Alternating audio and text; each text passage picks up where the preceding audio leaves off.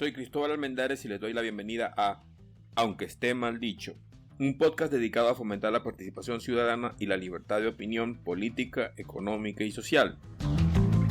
Dirigido al público de Latinoamérica y el mundo, con especial atención a los ciudadanos de El Salvador y Venezuela, países donde su servidor ha vivido. El tema de hoy: golpes de Estado del siglo XXI.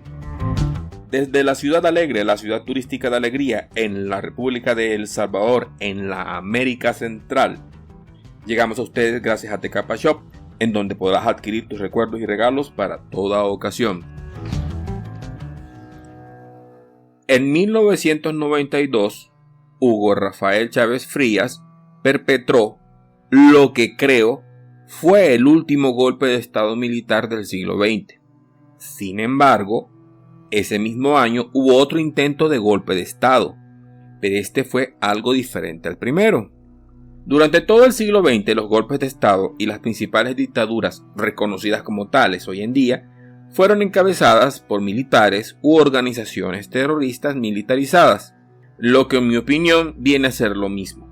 La única diferencia entre un ejército formal y una fuerza terrorista paramilitar es la formación académica de sus comandantes en la materia militar, valga la redundancia. El golpe de noviembre de ese mismo año sumó fuerzas con organizaciones civiles, un escenario que evolucionó hasta el golpe de Carmona en el 2002. Desconozco quiénes estaban a cargo de ese último golpe, pero el movimiento cívico que le precedió contaba con un fuerte apoyo ciudadano, y no estábamos equivocados en nuestras afirmaciones, después de comprobar en cómo ha terminado todo. Aún así, los marchantes y quienes estábamos frente a la televisión observando no formamos parte de ese complot. Nos vieron la cara de inocentes. Vi muchos líderes de los medios en ese último día, pero a los dirigentes que terminaron dando ese golpe, a ellos no los vi, al menos en las últimas horas previas al desmadre militar que ocurrió. En lo personal, creo que fue pescar en río revuelto, pero no haremos una investigación nosotros, así que sigamos adelante. Quienes me conocen saben que estoy en contra del uso abusivo del lenguaje que muchos periodistas con fuertes afecciones políticas utilizan. Un ejemplo de estas palabras es autoproclamado. Quienes la usan lo hacen con la expresa intención de desacreditar el reclamo de quienes están asumiendo el poder por las causas que éstas sean. En el caso de Juan Guaidó en Venezuela, la usan para afirmar que su reclamo es ilícito. Crean una matriz de opinión negativa y el prefijo auto les sirve para ese propósito. La palabra autoproclamado no existe en el diccionario, y eso se debe a que no te puedes autoproclamar. O sea, puedes escribir la proclama, puedes leer la proclama, pero lo que no puedes hacer es proclamarte por ti mismo, que es lo que significa el prefijo auto. Es necesario una base de apoyo ciudadano, un apoyo jurídico o militar para afirmar y poder consumar tu reclamo. Ni siquiera con Carmona Estanga, que no poseía ninguna base jurídica para proclamarse presidente de Venezuela, podemos afirmar que se autoproclamó. Carmona no había sido electo por ningún ciudadano para un cargo en el Estado. Era un civil que no solo se proclamó presidente, sino que además disolvió el Congreso y todas las demás estructuras políticas del país, y las asumió por sí mismo, con el apoyo de un pequeño grupo de militares que dudo tuvieran fuerzas militares de base entre sus filas o bajo su comando. ¿Por qué auto? Me imagino que a ti te gustan leer libros de autoayuda, ¿o no? Bueno, la categoría de libros de autoayuda ha creado un estigma en todo aquello que quieras lograr por ti mismo. Se desacredita por todos los medios. Si tú inviertes 5 o más años en una carrera profesional para administrar empresas y Juan Perencejo se compra un libro de autoayuda para poder administrar su negocio y poder hacerlo crecer, lo más probable es que te burles y mofes de su deseo de superación. Sin embargo, el éxito que han logrado alcanzar algunos ciudadanos, profesionales o no, tras la lectura de estos libros es innegable. Aún así, leer no es garantía de éxito, sean bajo un pensum académico formal o la lectura de libros mal llamados de autoayuda. Con la llegada del siglo XXI, los golpes de Estado han cambiado de estrategia para asirse o hacerse del poder. Ahora, el litigio jurídico y la opinión pública nacional e internacional son un fundamento privilegiado para poder lograr un golpe de Estado. Un ejemplo lo vuelven a dar los venezolanos a través de Juan Guaidó. Como presidente de la Asamblea Nacional, electo por los ciudadanos en una elección avalada por todos los sectores sociales, él se proclama presidente de la República con el respaldo de la Asamblea Nacional, la cual preside, lo hace y difunde entre los ciudadanos los motivos por los cuales él toma la decisión de reclamar la ilegitimidad del cargo de Nicolás Maduro. En lo personal, te diré que Nicolás Maduro violó la Constitución con causal para su destitución en el momento que se paró en cadena nacional y dijo de forma expresa que le había dado órdenes al Consejo Nacional Electoral, primero, para suspender las elecciones presidenciales hasta tanto se pudiera garantizar su victoria, y segundo, al Tribunal Supremo de Justicia para garantizar que la Asamblea Nacional no lo pudiera evitar jurídica y legalmente. Luego anuló la Constitución de Venezuela al conformar unilateralmente una asamblea constituyente que hasta donde sé aún existe. En esencia es como Sheldon Cooper en The Big Bang Theory, en donde en una ocasión que jugaban un juego de cartas de rol, Sheldon sacó una carta de superpoder infinito que derrotaba a todas las demás. Esta carta que no existía en el juego, porque él mismo la había inventado.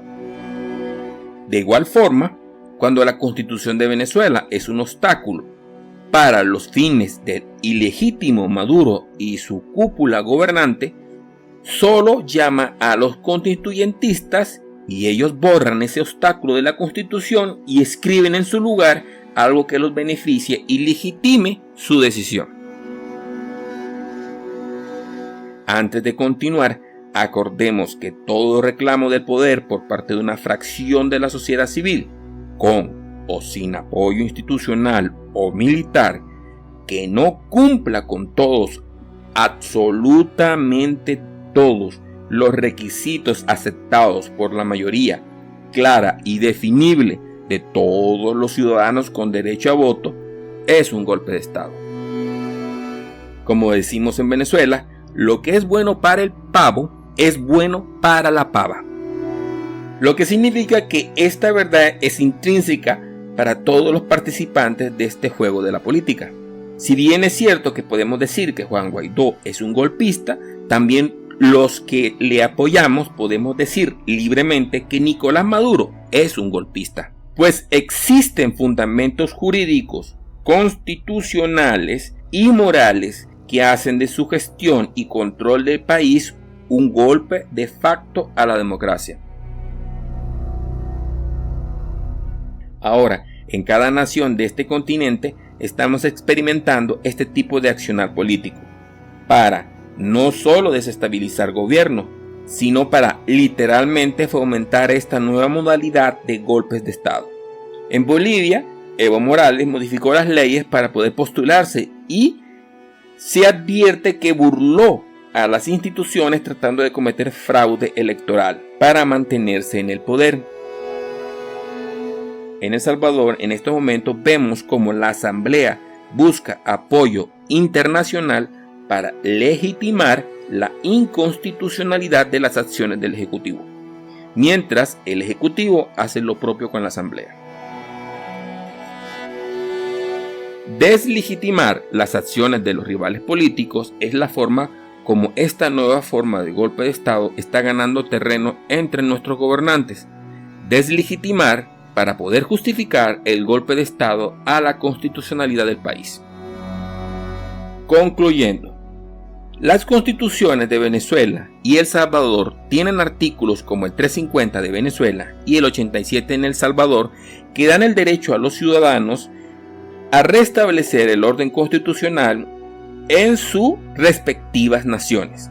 Pero ni siquiera ese derecho deja de permitirnos calificar como golpe de Estado esas acciones.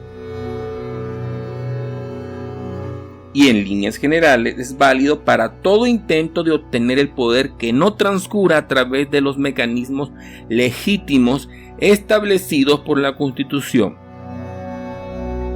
Otro ejemplo sería no hacer las auditorías establecidas en la Constitución durante el conteo y verificación de votos en una elección.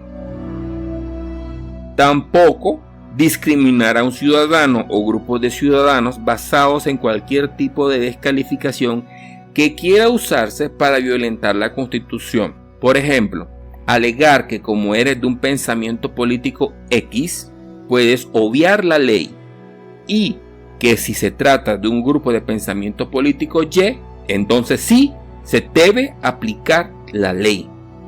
En ambos casos, cuando se refiere a la elección y nombramiento de autoridades públicas, estamos ante un golpe de Estado. Lo mismo si se trata de religión, color de piel, sexo o sexualidad, o cualquier otra justificación que no esté explícita en la forma constitucional de elegir representantes políticos.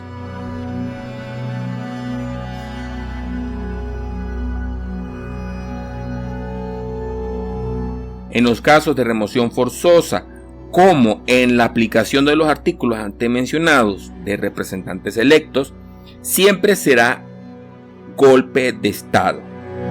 Y dicha condición no desaparecerá hasta que se realicen las elecciones legítimamente amparados por la Constitución. Golpe no deja de ser un golpe por los motivos que impulsan la toma de decisiones. Deja de ser un golpe cuando los alegatos que justificaron la toma de decisiones se manifiestan devolviendo el orden constitucional a la nación. Si, por el contrario, se rompe el hilo constitucional de forma permanente y esto conlleva a una escalada de violencia cívica, se ratifica la condición de golpe de Estado.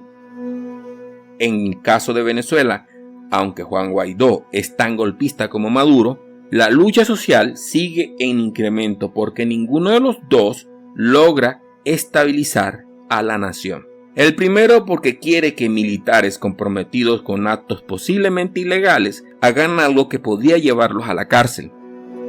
En el caso de Maduro, él quiere que los ciudadanos cumplan sus designios o se sumerjan en el silencio de sus hogares sin protestar, aunque la balanza social los esté llevando a la más miserable y eterna miseria.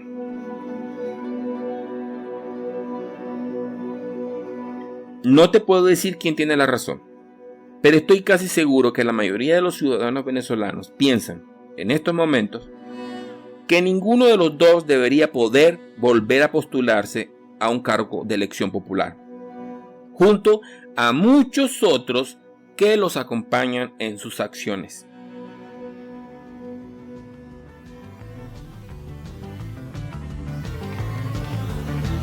En el próximo programa hablaremos de derechos humanos o privilegios sociales en Latinoamérica. Soy Cristóbal Almendares y esto ha sido Aunque esté mal dicho. Búscanos en Facebook como Aunque esté mal dicho y no olvides seguir tu podcast.